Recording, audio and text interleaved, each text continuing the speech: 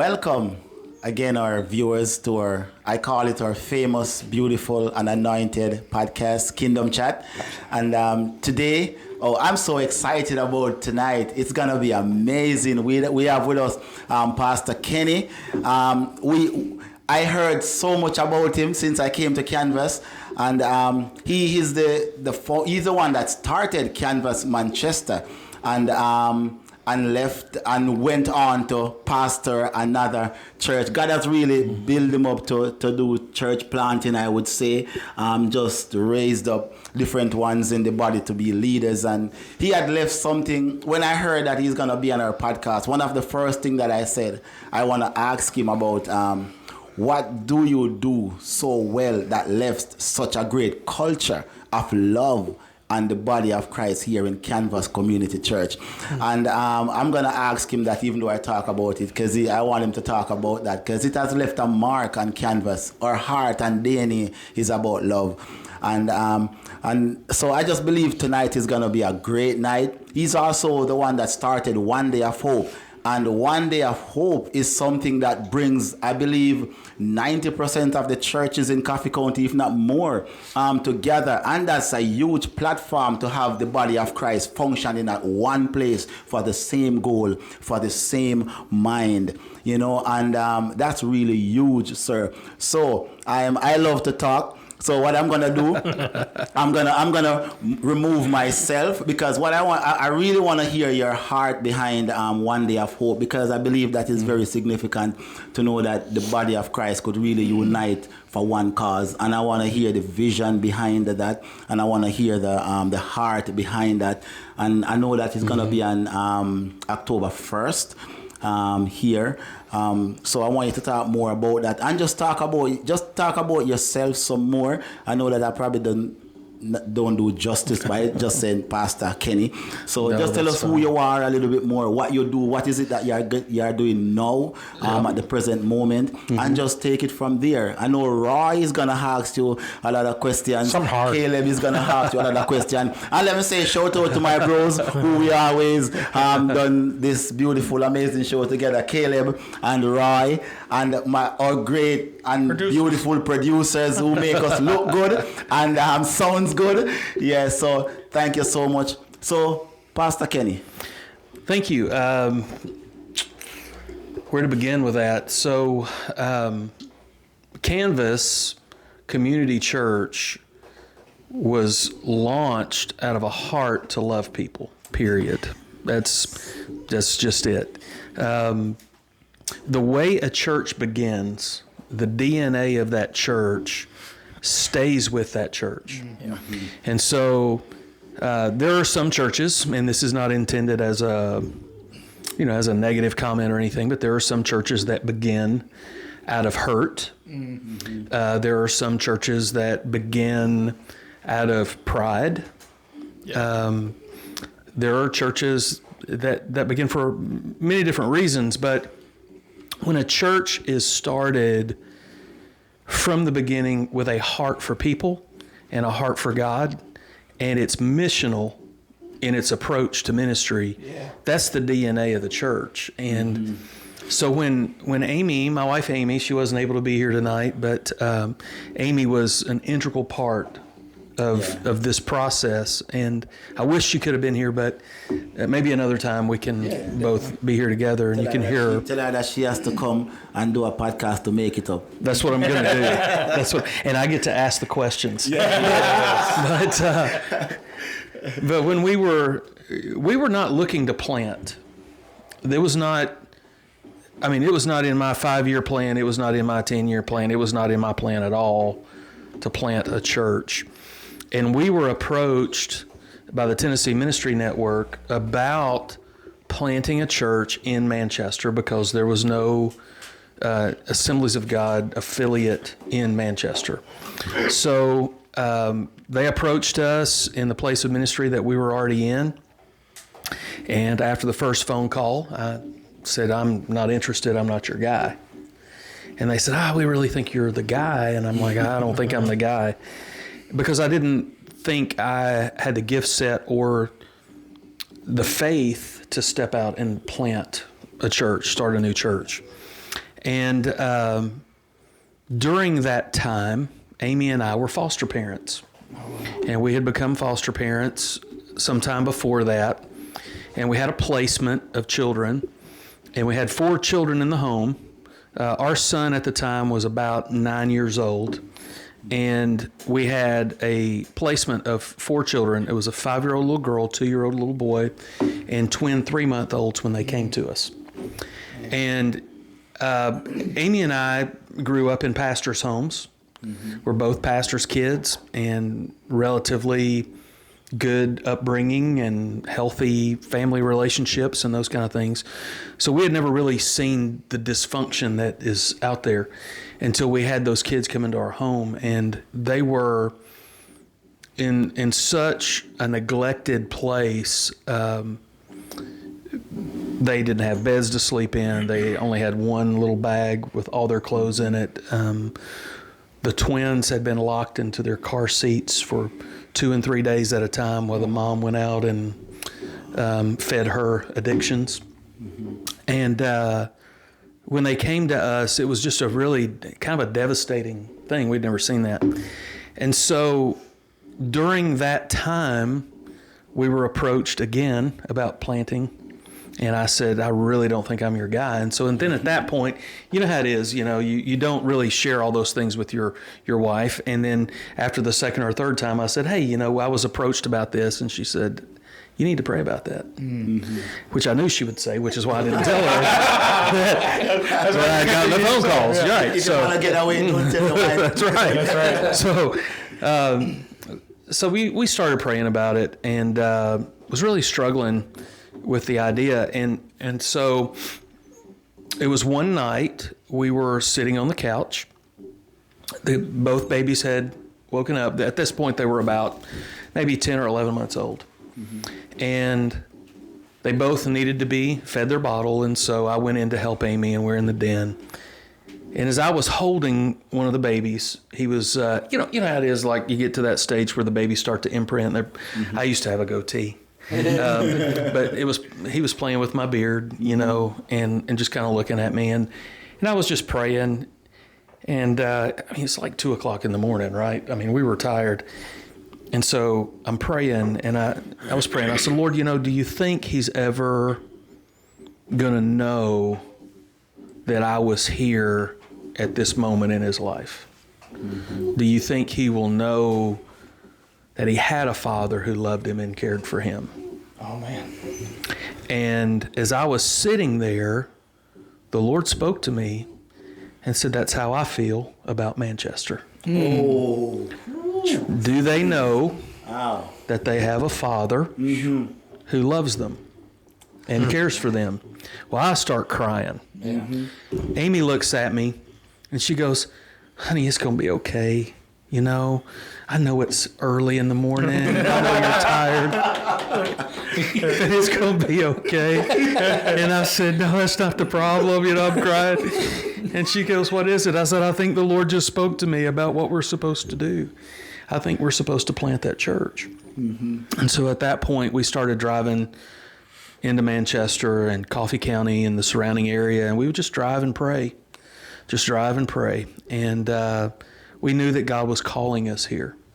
So when we look at the church and we look at the beginning of the church, it started with a heart for people, love for those who are broken. And we really felt like the Lord gave us a picture of what the church would be, and that would be a place where people who are far from God could come and be loved and belong and be who they are and find Christ in that environment.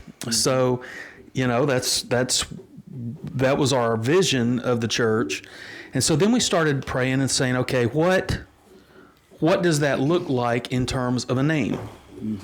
How do we convey to the community this heart that we have? And so as we prayed about it, this whole idea, this concept of an artist's canvas, a blank canvas. And what we felt the Lord was saying was that there are a lot of people that don't realize that their life is God's canvas. And so there are a lot of people whose lives are torn. The canvas of their life is torn. The canvas of their life has been soiled by hurt, by whatever, abuse or addiction or whatever. And they need to know that God not only can create something, but he can create something in their life and repair that torn canvas and create something beautiful on the canvas of their life. And so that's where canvas came from. That's where the name came from. The name embodied the heart behind the church.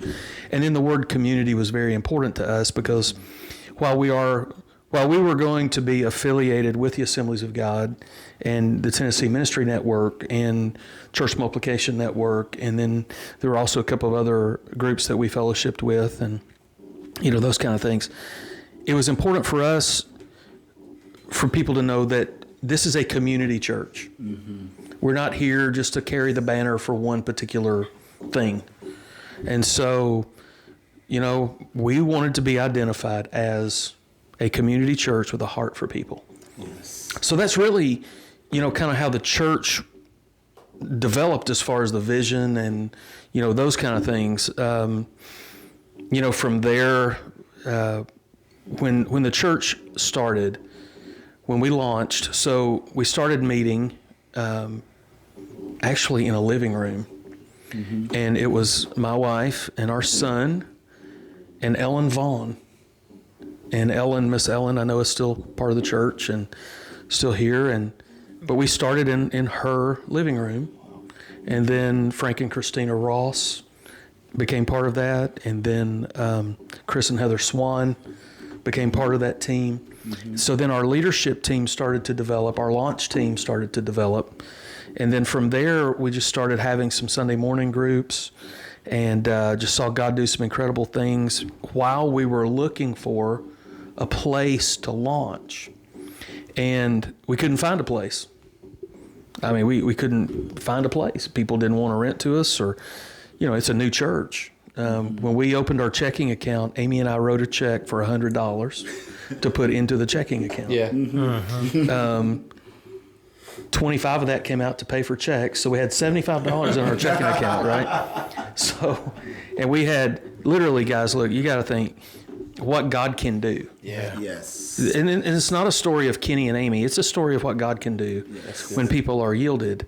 Mm-hmm. No money, no people, no building.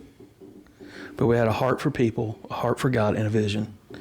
And God blessed it. Come on. So, when we started the church, got ready to launch, we couldn't find a place. There was a local businessman here in the community. I don't want to get his name wrong. It's been a long time, but I think it's Ronnie Holmes. Owns Volunteer Paint. Is that right? Oh, yes, that's his name. That's my good friend, too. Ronnie went to talk to the board of directors for us at the Arts Center and said, man, we need you guys here. And he went to them, talked to them. Next thing I know, I get a phone call from them. Would you like to use the Arts Center? Wow. And I thought to myself, what better place to launch Canvas Community Church than an Arts Center? Yeah. Yes. Look at God. Yeah. People think that we went to the Arts Center and then named it. Yeah. But we didn't.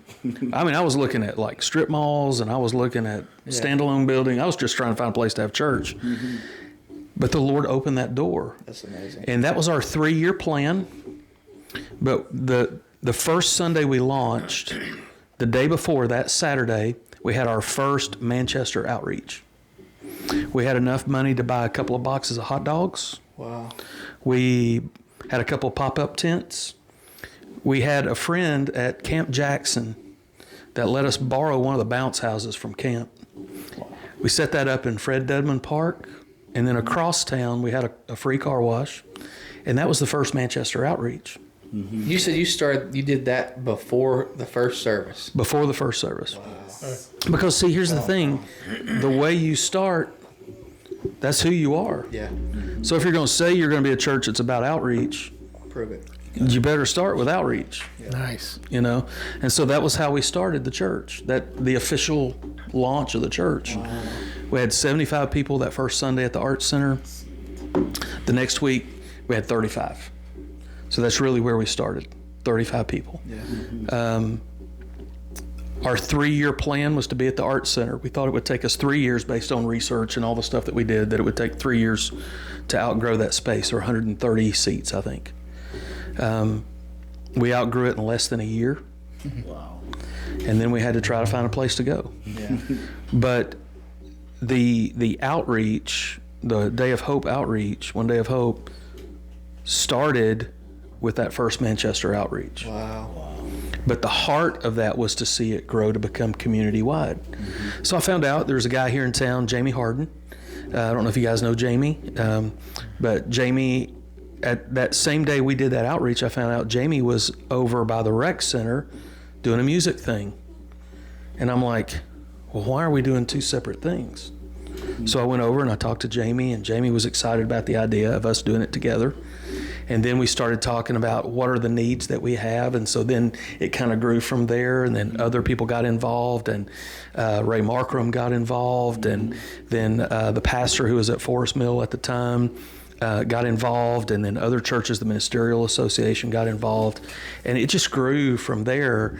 And the last year that I was involved in planning, Chris Boyce took over the lead for that event, did a phenomenal job. Chris was phenomenal. But he took over the lead for that event when we left to go to Florida. And that's a whole nother story, but did a phenomenal job. But that last year we were involved in planning. It was huge. It was a huge event. And I can't remember, Roy, do you remember how many people came through? It was like 2,000 or something. Yeah, 2,000 or 3,000 people. Yeah. Crazy. Wow. Way more Yeah. than we expected.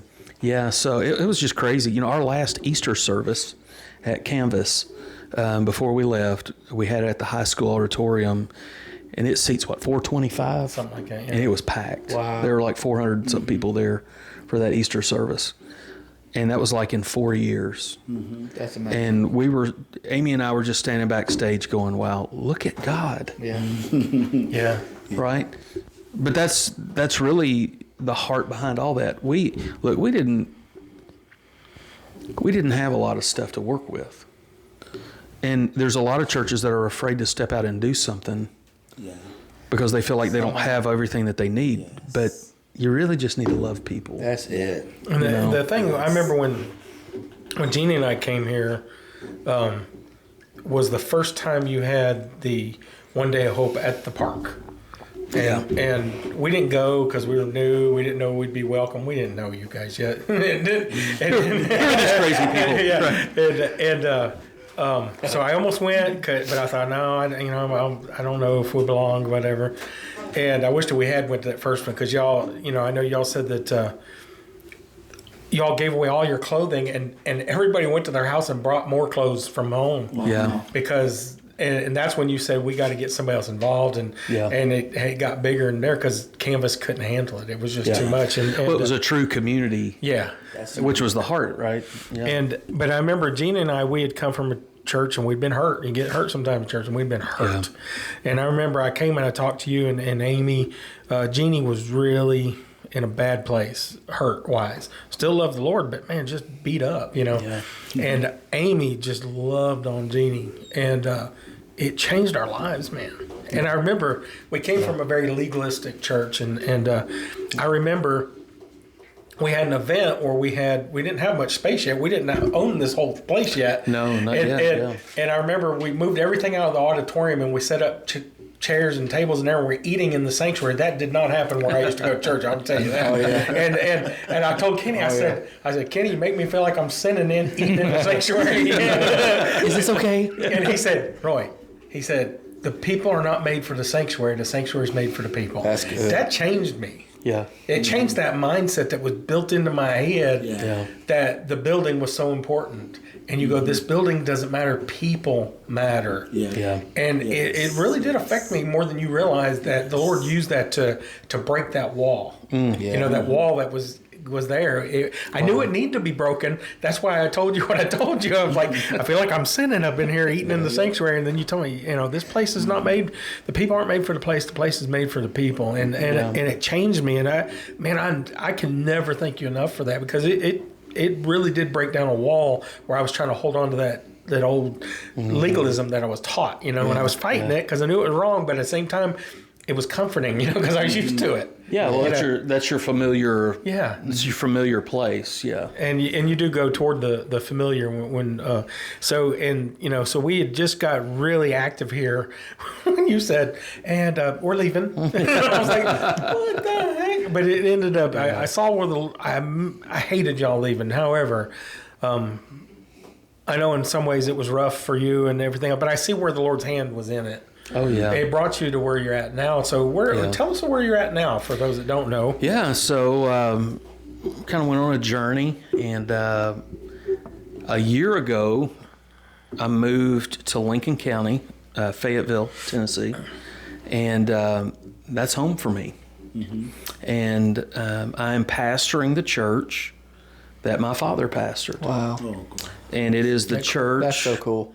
It is. It is the church that God used to alter the course of our lives, our family's life, spiritually. Mm-hmm. That's where my dad experienced the power of God in the late 1940s. Wow. And that church has been very special to us. Mm-hmm. And just to be there really is surreal. Our family history... Amy laughs at me when I share these stories because I'm kind of a history nerd, but our family, the McNatt family, came to Lincoln County in 1790, and so there's a direct line of descendants in Lincoln County from that ancestor. Wow. So he fought in the Revolutionary War, settled in Lincoln County after the Revolutionary War. So since 1790, I can go back in my family history and to that point.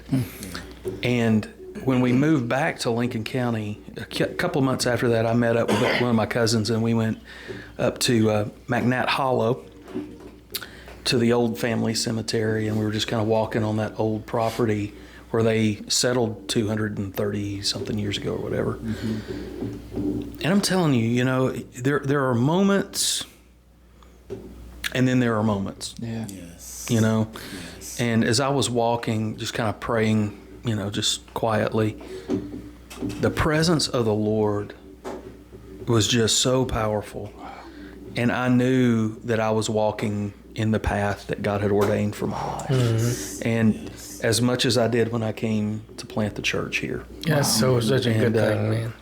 It is. And it was hard for us to leave Manchester, Coffee County, because we loved the community, we loved the church. Yeah. Really, the people we just love so much. And when you plant the church, you have more of an intimate relationship with the families because you see them all come in. Mm-hmm. Yeah. They're all coming in, you're building relationships, you're doing life together, and the connections that we felt were just, it was so hard to think about leaving. Mm-hmm. But we knew that this is God's church. It's not my church, right? It's Junior, you scared me to death. It's God's church. All right, just you all right? Yeah. I get PTSD from that because that's my alarm clock in the morning. So, no, you're good. So when you're looking at that, it's just really hard to make the decision to leave and to do that. So, it was difficult, but we knew it was God's church. It's not our church. It's not my church. It's His. And I think that's the beauty of Canvas is, I was talking to Pastor JT tonight and just seeing where the church is now and how God has continued to work and the heart this church has for the community and the heart that the church has for people, broken people. Yeah. There was a businessman in the community that was a great help to us, and I won't mention his name because I don't want to embarrass him or anything, but he told me when we left, he said, if you would have told me that there would ever be a church like Canvas in this area, in this community, I would have not believed it. Mm-hmm. And what has happened with people who didn't fit anywhere else. Yeah. Yes. That was like the mark, right? I mean, these are a bunch of people that really don't fit anywhere else. Yeah. But look what God is doing. And yeah, it was pretty incredible. It's like the nickname for our church in the community. We've been called the Reject Church. Yes. Yeah. What else? Trailer Park Church. Yeah. And we always wear we want to get shirts made. We're proud of that because listen, those people, Jesus is in love with them, man. Yeah. He went to the best of the best, and they wouldn't show up to the wedding. That's So right. he told them to go to the highway and hedges and compel the lame and the sick and take. That's who Christ was. Yeah. But then the other day, somebody from Nashville was talking to somebody and they asked her. They said, "Now wait a minute, you go to that church in Manchester. You're the church that serves." Yes. Phew.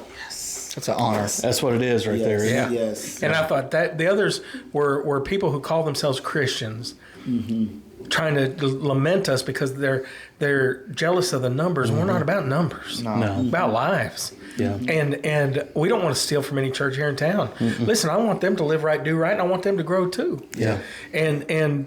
But boy, she hit the nail on the head calling us the church that serves, because that's what we are. Yeah. And it came from you all surrendering to that beginning that God intended us to be the church that serves. Yeah. I mean, and it's a DNA too, Yeah. to love people. And not just loving people alone, but the punchline to encounter God. Yes. So we are loving people and we are encountering God. Yeah. Jesus said, greater love no man has like this, that he would lay down his life. Yeah. And that's what we do. Like, I mean, the culture to love people is to love anybody. Yeah. Jesus said, if you love the one that loves you, what good would that would have done? Yeah. You gotta love the one that's unlovable, the one that don't really want to be loved or don't want to love anybody. You gotta love those one, and that's what we do here. And I can tell you, from someone coming from the outside, coming all the way from Jamaica, coming here, that's one of the first things that grabs me, love. Love, And it has, and one of the things you can tell when something is fake, authentic, or real. If it's fake, after a while, you are here for a while, it's gonna go away. It goes away. That's right. But when you realize that you're doing 3-4 years and it's getting stronger, you realize, okay, this thing is authentic, Yeah. And so I must say that you have planted a seed that has becoming a bigger and a bigger tree every day, and it's putting out branches all over every single day. It's beautiful. And we are seeing some of those branches in communities like Lakewood. We are seeing those branches in communities like the trailer park that they call us. We are seeing those branches in areas where, with the clothing ministry, where people come in to get clothes, come in to get fed. We are seeing those. We are seeing that love. We are. I don't even know if we should talk about what Canvas has just done with the clinic. Did you ever think that now we have a whole building over there that it's literally busting at the seams with clothes, brand new clothes. Now I'm not talking like Somebody's buying brand new clothes It's for us to give brand away. new clothes that's completely donated. We have a food pantry that's overflowing, and we have people who are literally lined up when they open to get in there to get loved on.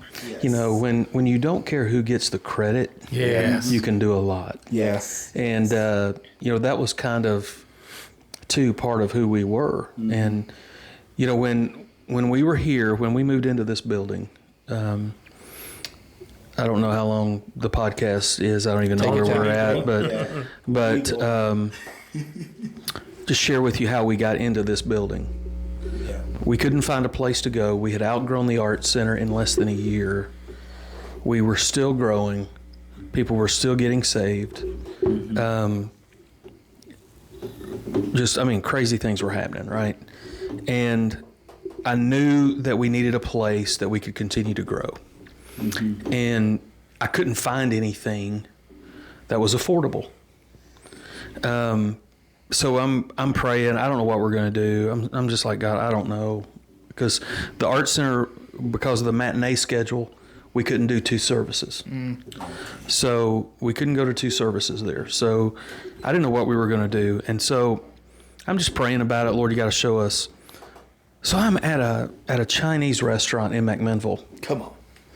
Standing in front of the hibachi line. Preach the word. My God. Amen. I feel it. And I'm waiting for my shrimp. Yes. And my steak was sizzling. Oh. Hit it. And I could just feel the teriyaki flowing. Anyway, so Yes. somebody's gonna not like that. But so That's okay. so I'm standing at the hibachi grill. We like to eat here. Yeah, okay. We do. Look at me. We do ladies' testimony. professionals. We do men's night testimony. Hey. We do youth testimony. We eat a lot here. Hey, that's good. So so I'm standing at the hibachi grill. I'm waiting for my food, and I hear someone, walks up behind me, and they go, "Well, hi, Kenny. How you doing?" And I turn around, and it was a businessman there in McMinnville, and we were talking. He said, "Well, I heard that you guys started a church in Manchester." I said, "Yeah." He said, "Well, how's it going?" I said, "Really, it's going well. God's really blessed it, and I don't know what we're going to do. We've outgrown our space, and I'm just really praying and struggling and trying to figure out what we're going to do." He goes, "You know what? Call me Monday. I want to meet with you." I said, "Okay." So I call him on Monday, and he says, "Hey, come with me down to Manchester." So we go down to Manchester. We come here to the shopping mall, to the strip mall. And he goes, "I want to show you something." So we come in. It was a discount grocery store. That's where the sanctuary is. Yep. So we come in. He goes, "What do you think about this space for your church?" And I'm telling you, when I walked in, I could see the whole layout. Wow. Yeah. I could see it. And so we started talking about numbers. And so we were going to do, starting out, we had where the sanctuary is. We had the store next to that, and then another store. So we were going to have 3 spaces, and then the youth room was part of that, or what is now the kids' church area is part of that. And so he said he needed $5,000 a month Buddy. for rent, and I said, "Well," and really, y'all, truthfully, 5,000 square foot commercial spaces were getting $5,000 a month. So we were going to have, I think, 15,000 square feet starting out, which would give us room to seat 300 and something people, plus have kids' church, plus have youth, plus have a little office space. So, I mean, it was way affordable in terms of actual prices. But I knew that in order to do the remodel and do the stuff we needed, we couldn't do that. So I just prayed about it. He said, just pray about it, let me know. He was a believer and a Christ follower. And so I called him back in a couple of days, and I said, "This is what I feel like we can do." And I said, "Before I tell you this, I want you to know I'm not trying to insult you. I'm not trying to take advantage of you. I'm asking you to help us build the kingdom in Coffee County. That's what I'm asking you to do." And so I asked him for the first 3 months free, and then 3 months at $500 a month, and then 6 months at $1,000, 6 months at $1,500, and then the last year of the lease at $2,000 a month. And he was just quiet. And he said, "Well, I've got a couple of silent partners I need to talk to. Let me talk to them." And so, the whole time I'm just like envisioning this whole like ministry center. I mean, just in the heart of Coffee County, reaching out. When we planted the church, we wanted to be a multiplying church. We wanted to have campuses in other places. And, so all of that was kind of in my mind, and we could do training, and we could do this, we could do that. And it wasn't 30 minutes, he called me back. And I looked at Amy, I'm like, that's not a good sign. He hasn't even had time to call anybody. He said he had to. He's like, one of my silent partners passed out. I got silent partner. He didn't call anybody. I'm like, come on.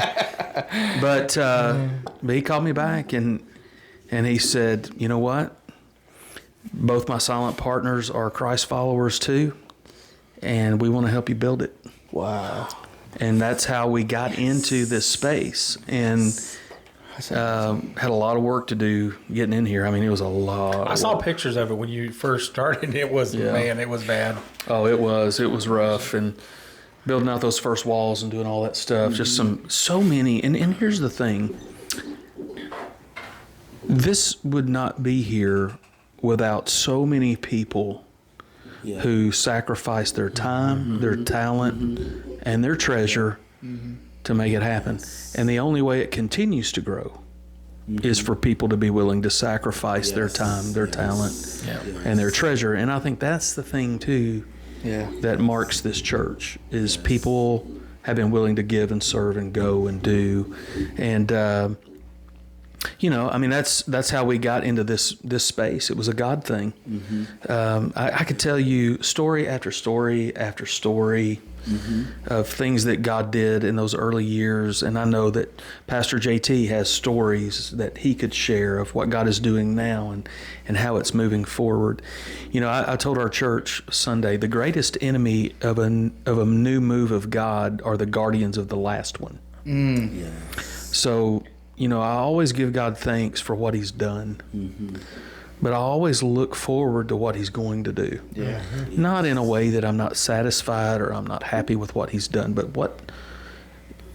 it's exciting. One of our core values, I don't know if you remember this or not, Roy, but one of our core values was creativity. We wanted at the core of our church for creativity to be one of our core values. We wanted to do innovative things. We wanted to do new things because God is creative. Yes. And he never stopped being creative. He never stopped doing new things.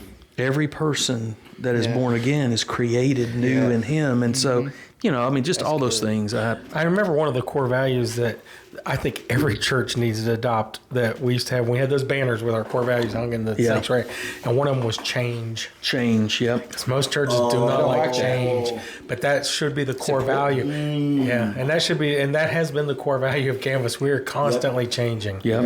And growing in just amazing ways, and it blows me away that we'll be going this way one direction and it's working. And then we're this way, and it's like, and that works better, and and it just flows in such a way that you can see God's hand all over it. I remember right after you left, and this is not a reflection on you, right after you left, Johnny's first service here, we had 30 visitors. That's noticeable. We were running like 160 at the time, and 30 people extra show up. I was door greeting. I was like, so did you come because you heard about our new pastor? Not a single one had heard we had a new pastor. They go, no. I know, it was the Lord just totally called them in. That was just totally a God thing. And then we knocked down one of the walls right after Johnny came here. And we knocked that wall down. We added 50 seats, and it took us 2, 3, 4 weeks. We knocked it down. We added 50 seats. We had 50 new seats that Sunday. We had 50 new people sitting in them. Wow. Yeah. And it just kept growing. Like and that's the beauty of it, right? Yeah. I prayed so many times, Lord, don't let me mess up what you're doing. Don't let me mess it up. Don't want to get in the way. Because I knew this, and we should always feel this way about whatever we're doing, but I knew this was a God moment in this community. And Amy and I were getting to be used in that, but we were just part of the story. Isn't it amazing? God's going to do this cool thing, and he says, and you get to be part of it. That's exactly right. That's my biggest thing all the time. Yeah. That's what blows me away all the time. The God of creation. Yeah. We're not just talking about the God of earth, creation, everything that exists. Yeah. Scientists are now finding out that there are hundreds of billions of galaxies that they have never discovered, that they are discovering now, which allowing them to make the point just to say, this Big Bang thing is not real because it cannot, it has to strategically place those galaxies have to. Yeah. And so when you think about that God allowing us to be a part of his creation and what he's doing, and and I think a lot of leaders, a lot of ministers need to take a chapter out of your book, because I'm sitting here and I'm listening to you how God started it, and you could have easily said, I toil in this. This is mine. I started this. I'm gonna stay here. I'm gonna watch it grow. I'm gonna spend 20 more years here. One of the things with freedom. Yesterday I was teaching a class, and the question asked, what is it? How do you know when you are free? Perfect example. You can let go of something that you have started and walk away from it to start something else. And that's what the kingdom is like. The kingdom is about establishment. Jesus came, start something, left some men and women in charge. I have to say women because Mary McNatt was always involved. They left her out a lot of times, but the Bible talks about her being involved a lot of times. You know, she was always there. Yeah. And they carry on. And for you let go, and you allowed it to grow. And that's when you know that God is doing something. If you can let go, and it is still being flourished, you know that God has his hand in it all along. Well, as you were saying that too, I've been thinking about this since you said it. I love history too. And so for me, knowing that literally the DNA of this church was started from a foster, from a father who wasn't the parent of that child, and then you fostered the environment here. Yes. And you cared for it like it was your own. Yeah. And then you left, and you've done that everywhere you went, and now the Lord has brought you back to where you began. Yeah. Where you belong. And you know how you said to that, that's amazing. How you were saying to that child, I wonder if he'll ever know that I was here. Yes. And now you're back to where you first began, where you first, you probably encountered the Lord there, and how important that is for for you to know, this place for me was that. My grandfather was a preacher. I grew up in Church of Christ, grew up in churches, but never encountered the Lord until I came to a people who could love me like that. And it changed my life forever, forever. Yes. And so to hear that story of how this began, and not only that the fact that you were fostering children who were born into addiction, and that's how this place started. And people wonder why we have the people we have here. That's right. The love that started from that is still flowing here. Yes. It and is. we see those people. We see those people come to know a love of a father. That's right. Yes. And how amazing that is. I know we do a lot about our church here. We talk a lot about Canvas. We talk a lot about our ministries here.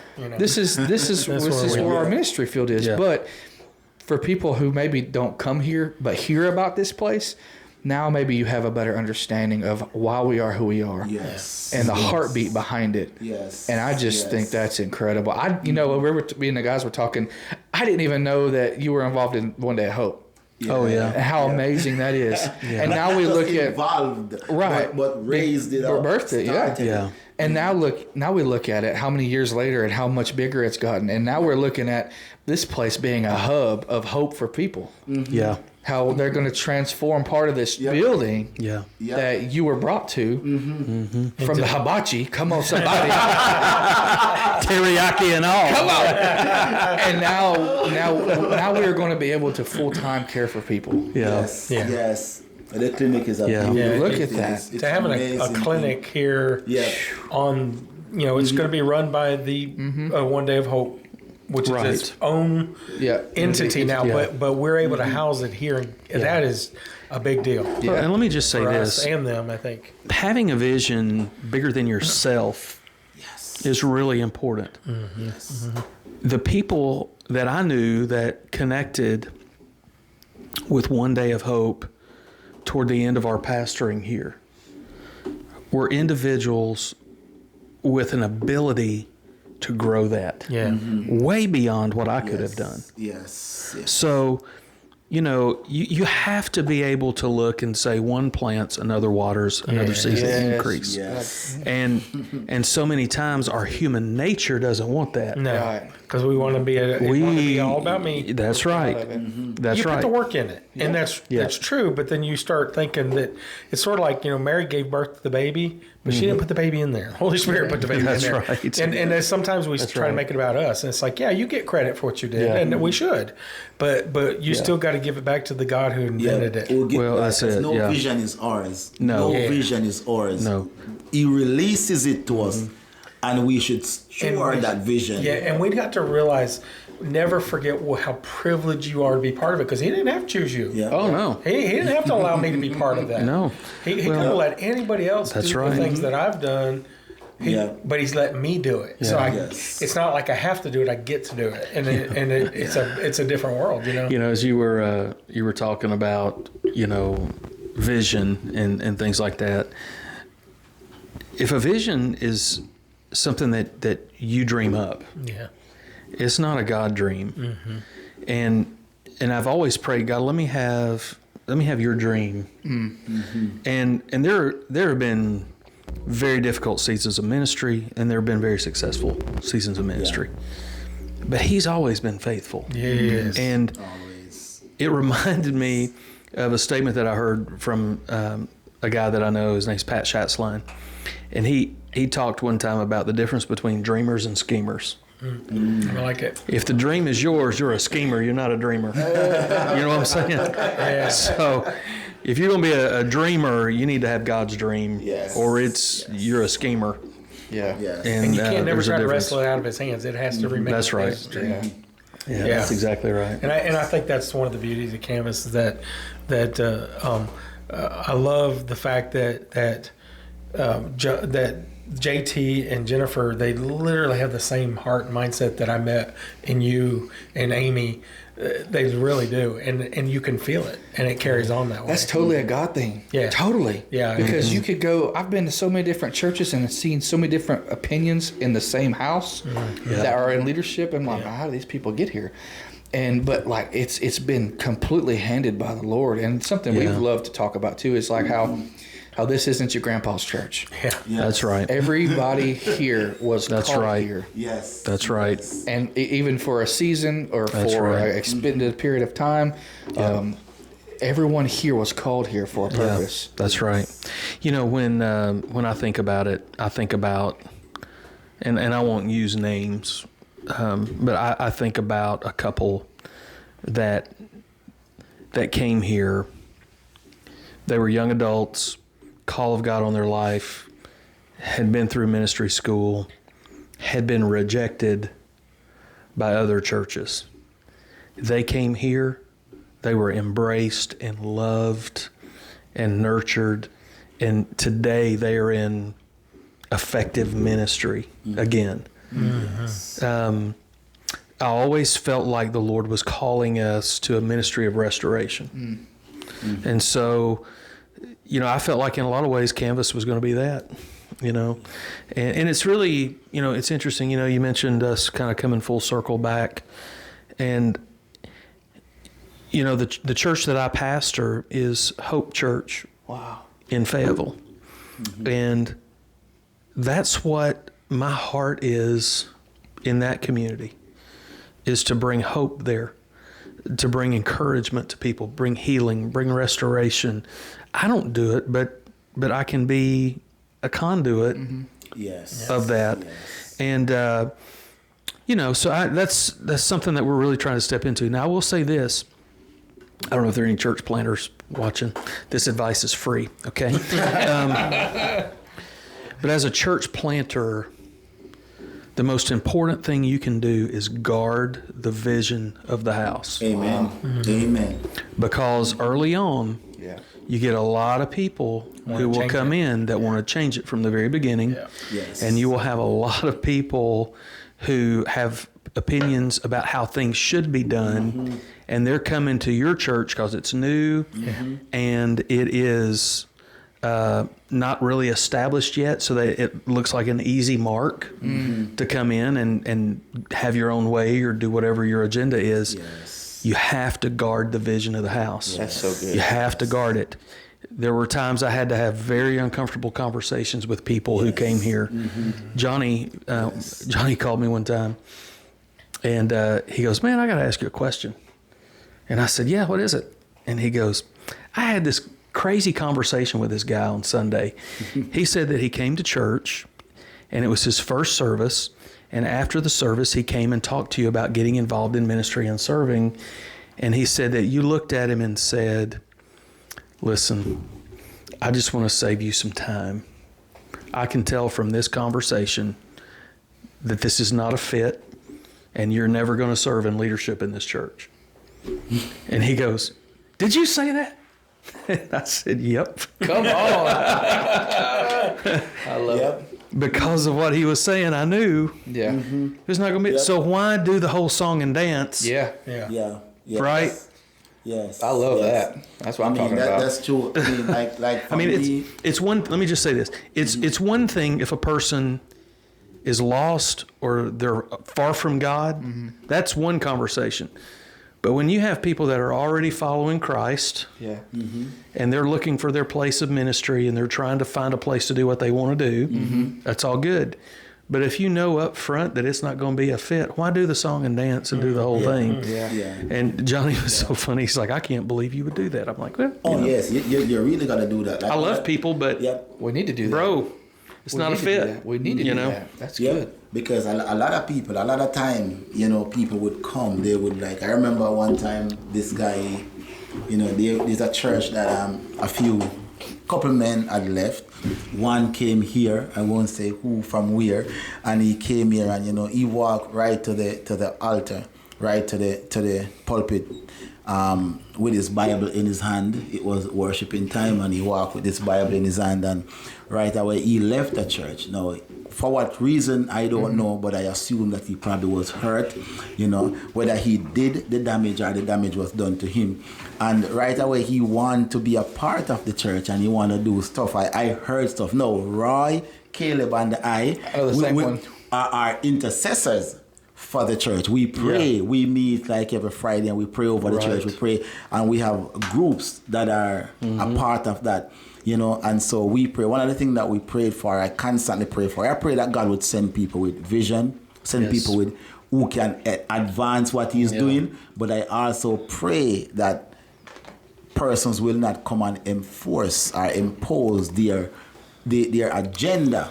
It didn't happen at the church that I used to go, so let's see if it can happen here. No, that's not what we want. We want persons to come and contribute to the vision. What is the vision? What's to love the vision people, of this house? encounter God, and to send them out. No, that's what we are doing. Come into that culture. What can you do to help loving people? What can you contribute to encounter God and to see people encounter God? What can you do to even be a part of the send out? I love it. It doesn't matter what gifts or talent you have. It can work under that umbrella. I love it. And so that's what we continue to pray for. That's what I pray for a lot of time. People to come, but not to dictate. This is what we want to see done. This is what needs to happen. So we got to guard that vision. We really got to do. So I like how you said that. Yep. Well, the day and age that we're living in, people are so easily offended. Oh my goodness. It's just, it's ridiculous. Yeah. And I know exactly who you're talking about. But it's I had that. Not watching. The funny thing is, I had a conversation about that before they did that, and I was like, so he just went somebody else. But it's like some people we see too, get radically saved and delivered, and the next day they want to start a ministry. Yeah. I'm ready to go. Yeah, they're still drinking milk and they want to share meat with everybody else. It's like it don't work that way. You got to go through the process. There Just is be. a process. Before you want to do, just be. Just belong. Yeah. Just be there. Yeah, because it builds character. Like even today I was talking, me and Rocky was talking. We were just talking about church and just different things and how people need to walk in obedience and and I'm like, people don't know. Like I've done a lot of stuff in my Christian life, and I've had some great walks, and I have some amazing encounters, and I've contributed to a lot of ministries, but I have also walked through accountability, and I have walked through where I would have to allow myself to grow, which means I have to build character. I have to walk to a place where I know that this is what I can't do. Do I want to do them? Yes. Would it be sin to do them? No. But would it build character to do them? If I walk the process, I will build character in them. No, if I jump ahead, I will mess it up. And I have to learn. I'm a grown man, and and I have to follow order. I have to follow instructions. Do I like them all the time? No. But today I learned to accept them. I'm like, I am so glad that I've walked through those parts. I am so glad because it helped me today. It helps me today. Well, you know what? It's like when we are doing our part like we're supposed to in the time that we're supposed to, a beautiful thing comes from it. That's right. From where I, like in my work, if one person tries to go down the assembly line and do everything, you can't do that very long. Yeah. But when you do your part, when you're supposed to, when the Lord tells you and guides you, and then they hand it off to the next one, and then they do their part, and then they hand it off to the next one. Yes. It's also a part, where in the Word says we prophesy in part. That also is the same thing. Yes. So maybe we all have heard something about are one of our producers, but I didn't get what you got. But you got another part of that. Yep. And then it all comes together. But when we work together as the body, that's right, we have a beautiful product. And you need to be willing to let God change your direction. So like when I came to Canvas, I had been associate pastor for 17 years. And I come here and I've got no position, But I didn't feel like it would be right to come in here like a bull in a china shop. Look what I'm bringing to Canvas. I came here a wounded duck, and I needed help. You need healing. I need healing, and I had gotten bitter toward people because people that I loved had hurt me and said horrible things about me that were not true, and so I came here wounded, and I didn't want to deal with people. And Canvas, being the culture of love that it is, helped me to feel loved again. Wow. Therefore, helped me to start loving people again. Yes. But I remember I'm like, but Lord, I would know I was called into ministry. I know this. I said, Lord, I need you to let me do something. I made the mistake of saying this in front of my wife, and I was like, I'll just even clean the church if he wants to. And then Pastor Kenny gets up the next Sunday. He says, and we need volunteers to go out there and sign up to clean the church. And I'm like, oh. so here I go out to the welcome center, and I was not happy about it. I'll tell you. And I was writing my name down there. Later, Jenny came and she said, "Did you put your name down?" I said, "Oh, I put both our name down. You're helping." It's a big church. And she goes, "Well, you better have after what you said." I'm like, "Shut up, woman." That's funny. And so I'm cleaning the church though, and the Lord he taught me something. It was so amazing. So I'm cleaning the church, and the Lord said to me, He said, "Roy, you realize that people come into the church and they're not distracted because it's not filthy, it's clean." He said, if they go to the altar and get saved, he said, you're getting credit for that. Yeah. Just like the pastor who preached the service, just like the usher who led them to the seat. He said, you're going to get rewarded that fee because you helped usher them into the kingdom. The body of Christ. It's the whole body. So I had Stephen there. He's in his wheelchair. He can't reach the top of the windows, but I said, you can get the bottom where the kids touch. So we got there cleaning the windows, right? So the whole family is out. We didn't notice, but every time he got in detention when he was in school, they made him clean windows. So a boy knew how to clean windows. Yeah. So he was doing a good job. How they got so clean. Yeah. So he was doing a good job. So you've done this before. Kenny had no idea. Kenny had no idea I'd had this thought process of the Lord telling me, and I told Stephen, I said, Stephen, you're doing that cleaning. I told him what the Lord said, how that it's just, you get just as much credit as somebody else who led him to the Lord because you made the place clean. Kenny comes into church. He wasn't there when this happened. And he says, hey, Stephen, he said, I want to tell you something. He said, when you clean those windows, if somebody gets saved in this church and they're not distracted, you said exactly what I had just said to him, which the Lord had just said to me earlier. Yes. Wow. Word for word, which I was glad because Stephen went back to him and said, did you talk to my dad? I told Steve later, I said, I didn't talk to him. He goes, I thought you did. I'm like, no, I did not. It was a Lord thing, man. And that's going to do something for him. Yeah. Also, that's going to do something in his heart to know that God is directly speaking to him. Mm-hmm. Yeah. One of the things we looked at was, who are the people that no one else is trying to reach? Yeah. That was the question I constantly asked myself. Yeah. And I had a mentor. I have a mentor. We had lunch the other day. And he told me, he said, Kenny, and you'll probably remember me saying this a lot, if you will reach the people that no one else wants, God will give you the people everybody else desires. Ooh. And that's good. Most churches, most churches fight and market and target the same group of people. Oh. Yeah. And that's true. Saved, discipled, tithing families. Yeah. Because we want young families that are saved, discipled, and tithing. And so that's kind of what, for all the pastors who are out there that may be upset about that. No. The reality is that's the truth. It is. If you look at programming, if you look at what the churches do, if you look at how they do things, that's who they're targeting. Their heart may not be that. Yeah. But what they do says, this is who we are. Yeah. So, like if you think back, I mean, the stuff that we started, and even now, the expansion of all of those ministries. It's insane. I mean, not only people who, are with food insecurities and clothing issues and stuff like that, but you remember we used to do the Buddy Break ministry, which Buddy Break was a 3-hour respite care for families with children with severe disability. Oh, wow. And so we would provide that once a month. And It's life-saving. we had people that drove 2 hours to get here. We had people that would drive here and just sit in their car and sleep for the 2 hours because they had a child which did not allow them to have that kind of rest. I can't imagine. And they would sleep in their car while we took care of the kids for 3 hours. Just because they needed a break. Man. Wow. Yeah. And That still goes on here too. That still goes on. the buddy break itself doesn't, but yeah, we do. It's probably a different name. We do Parents Night Out. We do Parents Night Out. Yeah, we do. We don't do it as often because our voluntary. It was one of those things where I think it was necessary at the time, and then the Lord kind of the leader of that kind of left, and then the ministry, those that were volunteering, kind of left, and it was like, okay, we don't have anybody. So then it morphed into the Women's Night Out, where we do it. I forget how often she does it, like once a quarter. Well, you think too, like on our schedule, it's almost impossible to do that once a month. It is. With the things that we're we're working people to death. Because we've got so many ministries going on. But my my point is that the church has always looked for that niche, that avenues of people who are not being ministered to, and I think it's a beautiful thing.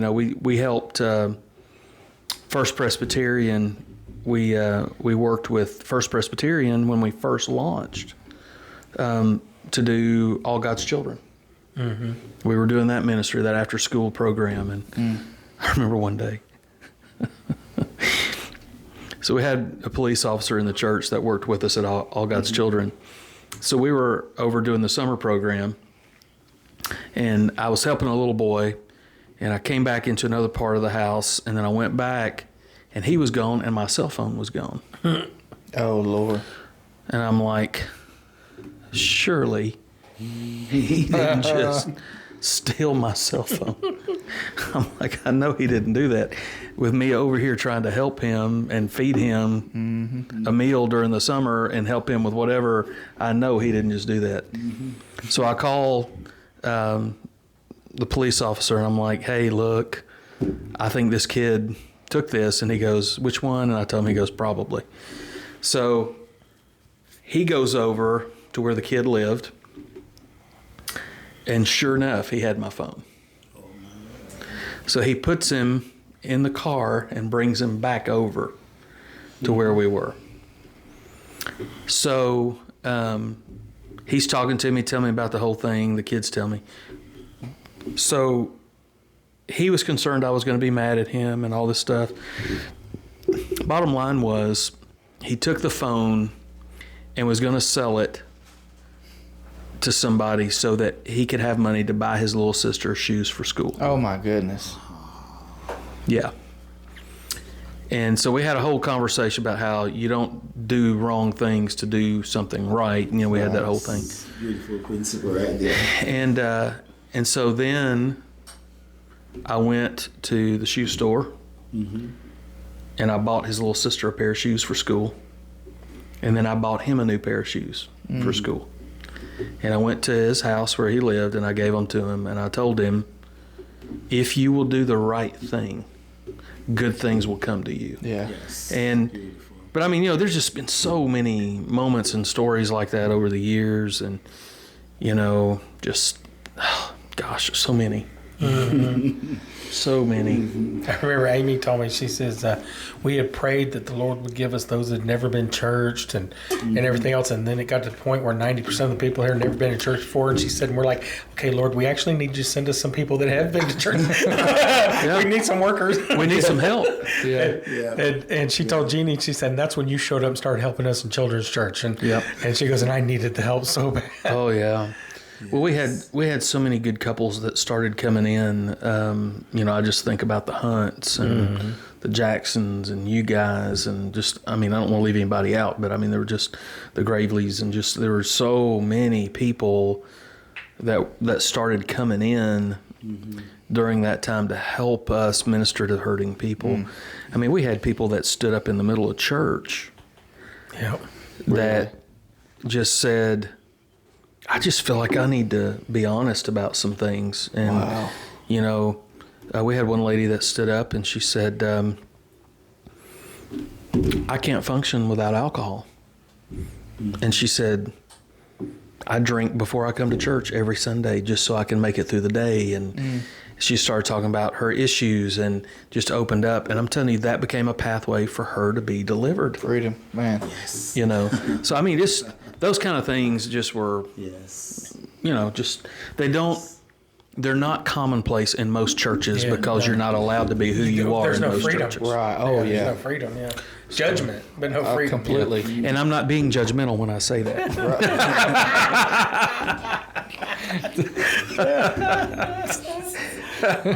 Sorry, guys. No, that's good. Man. That's It's good. good. That's I mean, incredible. it's just incredible just hearing about all them stories and to know that it's sort of those culture and out of that saying yes. That's a word that Pastor JT say all the time, you know. Yes. Say yes. Out of that created this environment today. And I believe that even if Pastor JT leave, which I would want him to leave, you know, but he the can't Lord leave. we hold him, we hide all his stuff and take away his car. You know, he can't hide his keys. You know, but if God would allow him to move somewhere, if God call him somewhere else, there's nothing we can do, you know, even though we say God. My wife told him, she said, if you leave, I'm going with you. Yeah, but I believe the same Is she gonna culture. take you? And she may or may not. It probably depends on the day. If I get to go or not. Yeah, If I behaved or not. But I believe that same culture would be here because the Lord would replace that with someone that would fit for the culture. Well, it's his church. It is. Yeah, and I just really thank God that He created such a culture, because one of the first things I said when I came here and I saw what was happening, and they were talking about mission, which is about sending. They have a missionary comes in from India preaching that Sunday, and I'm like, God, you really set me up, right? Because and I said to Pastor JT, we met about 3 weeks after, and we talked, just meeting him, and we had a meeting, and I said, man, the Lord catch me real good, because He knows that once you guys are doing missions and sending people out, that's my heart, you know, that's where I spend all my Christian life doing missions, you know, and I'm like, that catches me, and it just never stops. So I want to honor you for saying yes, in creating that culture. And just easily could tell the Lord, well, I don't say easily. Let me not say easily, because I don't know how difficult it was for you when the Lord had to move you away to somewhere else, you know. But you were so free that you could walk away from it, because and I want to say this by just being transparent. It's not yours, so you couldn't walk away. You are just a partaker of what He was doing, and you played the available part to build the kingdom. So you could have walked away from what God is doing. That's right. And then you are at another place where you truly belong, where all your families are doing the very same thing, building that area as well. I want to thank you for that heart to lead and to develop as well. Thank you. Definitely. You guys want to throw anything else? I know the time because is like just my whole family tree changed because of that. Yes. Yeah.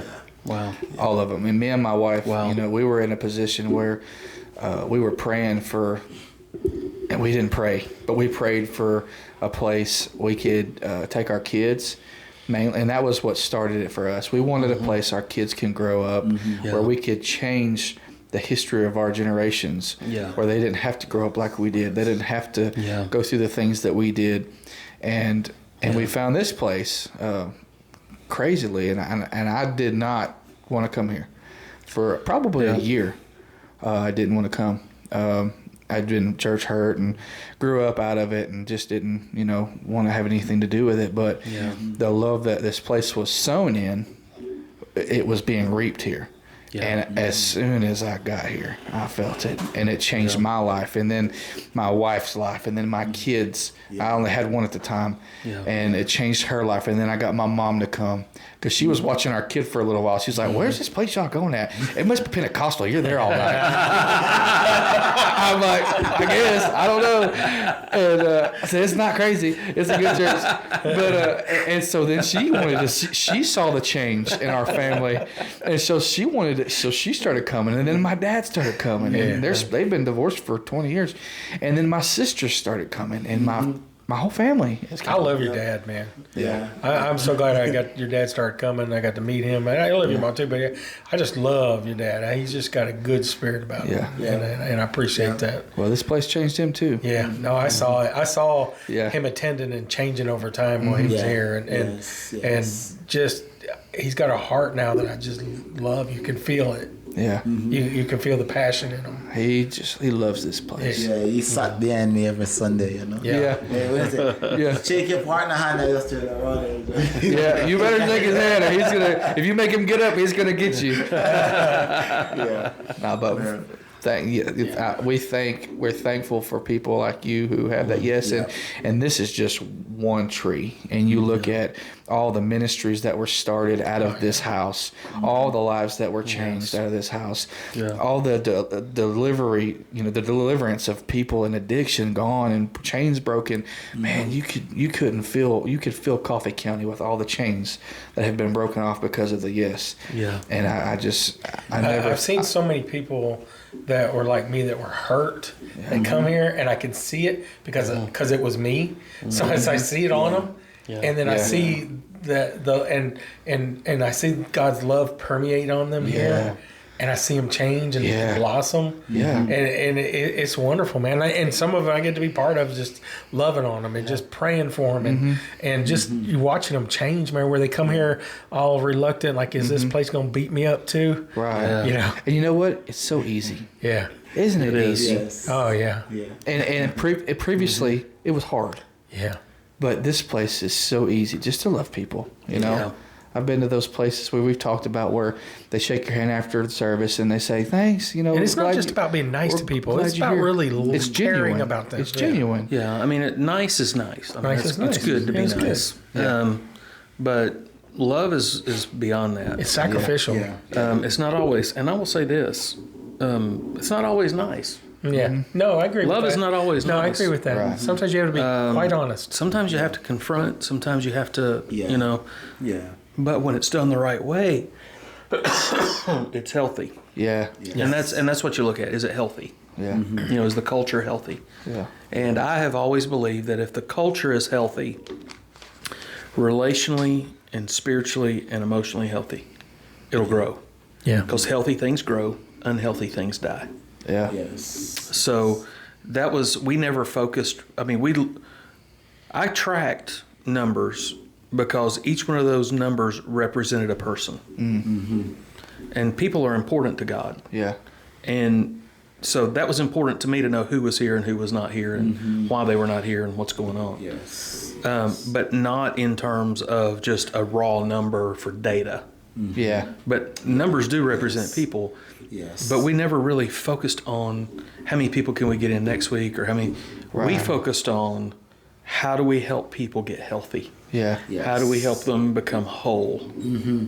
And, emotionally, spiritually healthy. So, but I appreciate you guys inviting me on. We're so glad to have I'm glad you come. It's a long drive for you. So we appreciate you making it. No, it wasn't that long. Love to have your wife on. Looking forward. Yeah, we'll get better next time when we have Amy. No. Yeah. Well, definitely be better looking.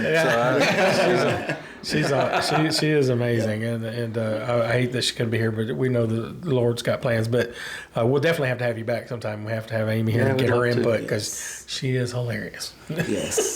Oh man, cracks me up. She keeps me walking on a straight line. Yes, too, she does. She is. Yeah, she does keep them straight. Yeah. All right, Pastor Kenny, I'm going to put you on the spot a little bit. In about in about 1 minute, just share. I know you have planted church before. It's something that you have prayed about. I mean, it's something that God has called you to do that you try to walk away from. Someone might be watching that God might be speaking that very same thing to. I don't know where the Lord will lead you in about a minute or two, but just share something that might be valuable to someone that's watching concerning when God speaks to do something that is beyond them. Yeah. And go.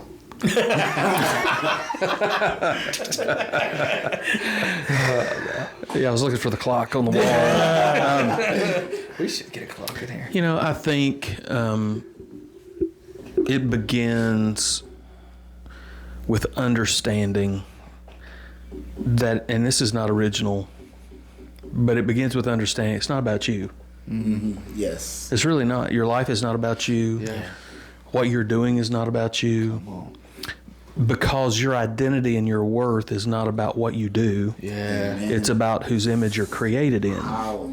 So if you're struggling about making a decision, I understand. Look, when we made the decision to leave here, and then we made the decision to leave our church in Florida, which was a wonderful church, a wonderful group of people, but we really felt like we had done what we had gone there to do. Mm-hmm. And it was a struggle to think about leaving there. I actually had to reach out to someone that I had a lot of faith and confidence in, who is a professional counselor. And he taught all of my counseling courses when I was at Southeastern University. His name's Dr. Larry Hazelbaker. And I called him and said, hey, can I talk to you? I'm kind of trying to sort through some things here, and I'm not sure what I'm feeling, and I just need to bounce this off somebody. And so he actually walked with me for about 4 months through a process of getting to a place where I was willing to accept that maybe I was done where we were. Mm-hmm.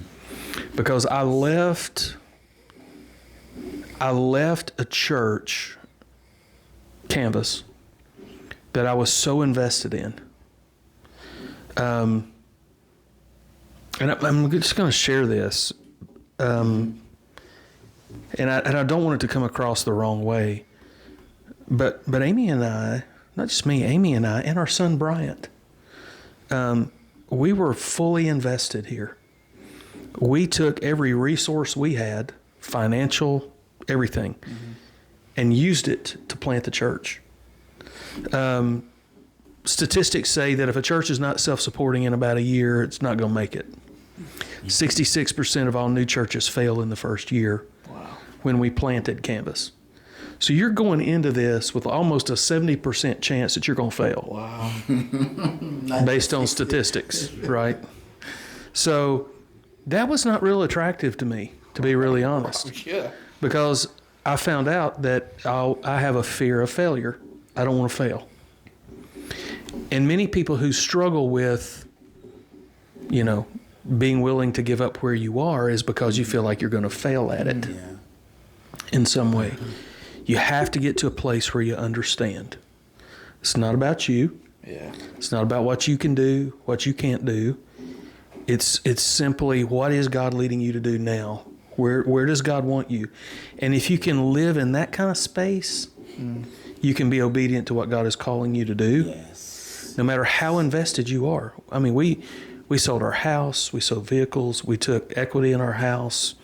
We used retirement funds that we had saved. I mean, we were fully invested in doing whatever we had to do to make it possible for me to put all my time into planting the church. Yeah. Wow. So, and I don't say that for like self-serving. I'm just saying maybe you're struggling with letting go of where you are because you feel invested. I get that. Mm-hmm. But what is God saying?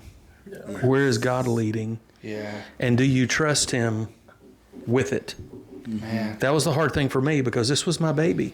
Mm-hmm.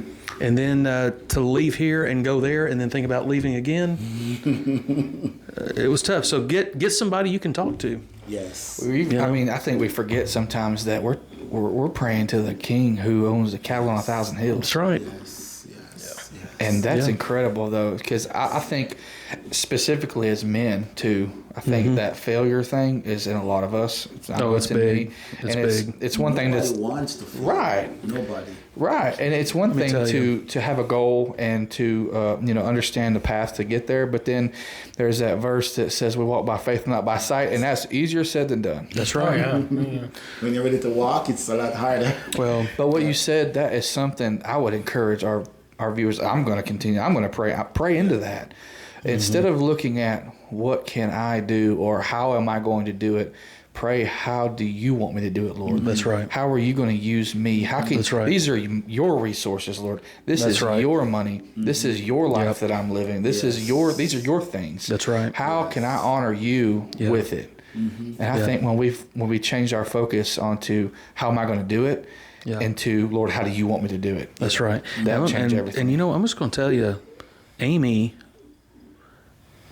being bought in to that was huge. Oh, yeah. Because there's a lot of people who would be like, yeah, you can go do that if you want to, but I'm not selling my house. I'm not doing this. I'm not doing that. Right. Yes. And her willingness to still, she was a school teacher, and her willingness to work and to do what she was doing while I was putting all my time into trying to get the church up and running. There are a lot of people who wouldn't have done that. So, you know, I would just say if you're struggling with the idea of leaving where you are or stepping into a new season, find people that can help you make the right decision. And those are people who have nothing to gain or nothing to lose by whatever it is that you do.